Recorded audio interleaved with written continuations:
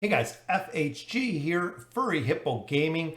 We're looking at some Summoner's Glory Eternal Fire. So when you get to this page, choose your gender, your skin, your color, put in my promo code FHG. That is right, Furry Hippo Gaming. That will allow you to get a free starter pack. We are on server 3, Phantom's Glory. Go ahead and join us. Furry Hippo is the guild name we are using. So once you do hit level 20, you can go ahead and enter into the guild. We do have room for you right now, but it is filling up very, very fast. Again, when you start the game, promo code FHG in that box. Let's go ahead and we'll get into the game. Hey guys, welcome back to more Summoner's Glory. So we do have a little update notes. The description of Zoe's first ability has been fixed and now accurately describes the effects of her ability. Graphic glitches when players could not see the whole combat screen while in the Ghost Vault has been fixed. All existing problems with King Warrant for the Ghost Vault. Couldn't fix monster. Finding the monster, the pathing has been adjusted. Also, the gold reward has been further increased. And the number of players that can be simultaneously seen in the same place has been significantly increased. So overall, they are making a lot of adjustments and a lot of changes to Summoner's Glory to make the game better, guys. We appreciate and absolutely love all the feedback and support that we're getting out of this game. Very, very cool. So today we're also going to look at another thing that changed, which is the Phantoms. So actually looking in the shop itself, they did do a little bit of a refresh on the Phantoms. So when you look at the Phantoms, here you do not want to purchase these Phantoms. Ultimately, when it comes down to S Phantoms, these are Phantoms that give you a 10% chance to increase a skill, meaning the skill is very, very unlikely that if you're buying them out of here, which you can only purchase one every 3 days, that you're actually going to get a skill up. Great if you do, but you're going to burn through a ton of resources buying these, ultimately probably not to get the skills up. In addition, when it comes to the S class, it is the heroes that you're going to be sacrificing. The A class is the ones you actually want to be using as fusion materials. The SS, once you start getting past the Evil 3, will be the material you're using there. The S is the sacrificing for essence. And I have been sacrificing a ton of S class heroes, ultimately taking out these Phantoms. But what we want to look at is the Crystal, guys. So as we see here, we do have some changes in here. We had Puppeteer before and a couple other heroes, but now we have the Goddess Zoe. So the Goddess Zoe is right here. She is an absolute phenomenal hero. I was lucky enough to pull her, but looking at her skills and abilities, she is just a monster. So when you're running in squads, you run with 3 other players. Each one of you gets to choose 2 Phantoms. So as long as one of you are running Goddess Zoe in there, you'll get the benefits for the entire team. So as long as you know a couple people who have her and can run, essentially will go through the skills and abilities, it will work very well as a support class. Some of the biggest ones, of course, are the enhancement source. At the beginning of battle, the attack of all enemy teammates is increased by 10%. That is right, guys, a 10% boost to attack right off the bat, up to level 4 at a 25% attack boost, which is for the entire squad. Very, very cool. Very, very strong Phantom. And of course, not only does she increase the attack, she brings back hit points after every single turn. Up to level 4, 16% of hit points lost will come back every single turn, which makes her awesome. But those are 2 super strong support, but ultimately the Fire Judgment deals 250% magic damage to all enemies with 100% chance, guys. That's right, not a 35, not a 50, 100% chance of setting them on fire for 2 rounds or 2 turns, giving them damage over time on top of the damage she's doing with the attack buff that she's bringing, as well as the healing aspect. A very, very powerful Phantom.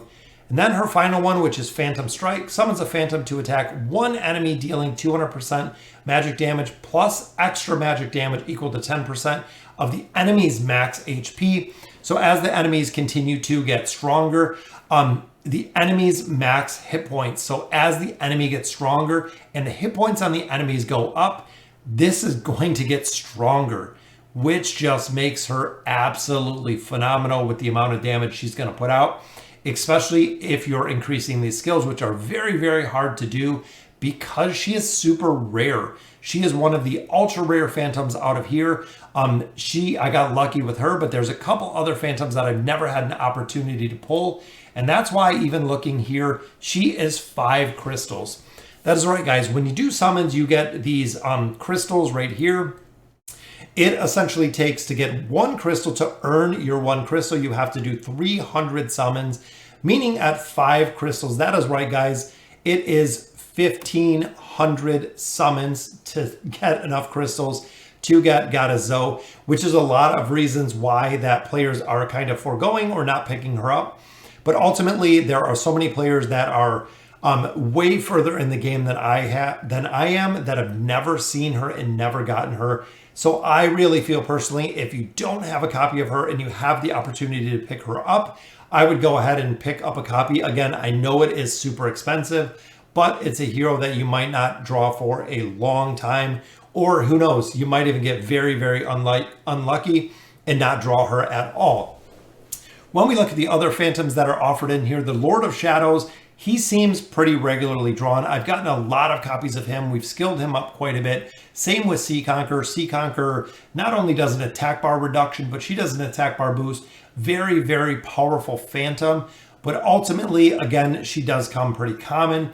Allison, Queen of Chaos, I get those on the regular. Dracula is another hero that I've never seen at this point early. Or either I haven't picked him up, I haven't unlocked him yet. So don't know exactly how strong he is. But ultimately, when you look at here, Goddess Zoe is my first choice, followed by Lord of Shadows. He does AoE magic damage and stuns. He has a ton of capability to stun.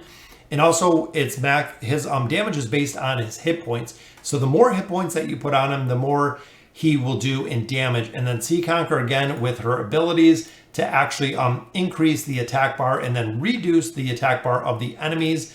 Absolutely required priority hero there.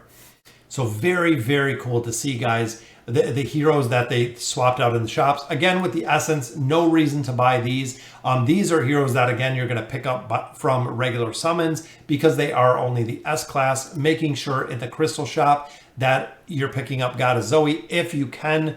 Again, I know it is very, very expensive. Ultimately, if you're not picking her up, I would just do a solid pass on the Crystal Phantoms for right now, because I know she is only a limited time hero, but she is super, super powerful since we've been running her on our team.